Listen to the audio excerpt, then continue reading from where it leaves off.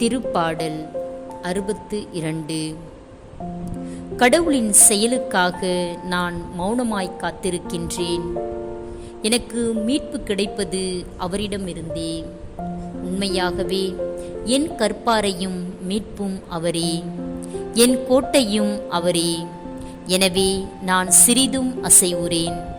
ஒருவரை கொல்ல வேண்டுமென்று நீங்கள் அனைவரும் எவ்வளவு காலம் வெறியுடன் தாக்குவீர்? நீங்கள் எல்லாரும் இடிந்த மதிலுக்கும் சிதைந்த வேலிக்கும் ஒப்பாவீர்.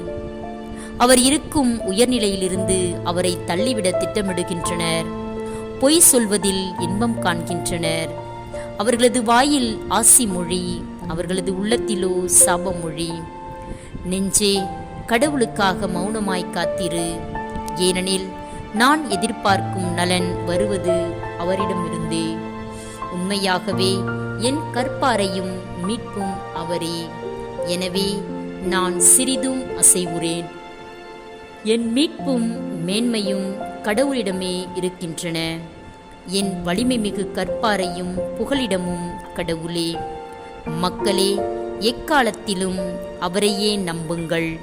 அவர் முன்னிலையில் உங்கள் உள்ளத்தில் உள்ளதை திறந்து கொட்டுங்கள். கடவுளே நமக்கு அடைக்கலம். மெய்யாகவே மானிடர் நீர்க்குமிழி போன்றவர்கள். மனிதர் வெறும் மாயை. துலாவில் வைத்து நிறுத்தால் அவர்கள் மேலே போகின்றார்கள். எல்லாரையும் சேர்த்தாலும் நீர்க்குமிழியை விட எடை குறைகின்றார்கள். பிறரை கசக்கி பிழிவதில் நம்பிக்கை வைக்காதீர். கொள்ளையடிப்பதில் குறியாய் இராதீர். செல்வம் பெருகும்போது உள்ளத்தை அதற்கு பறிகொடாதீர்.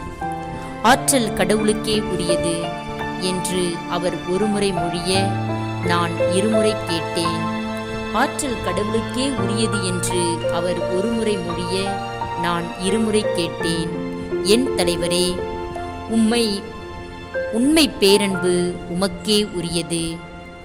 ஏனெனில் ஒவ்வொரு மனிதருக்கும் அவர் தம் செயல்களுக்கு தக்க கைமாறு நீரே அளிக்கின்றீர். ஆமேன்.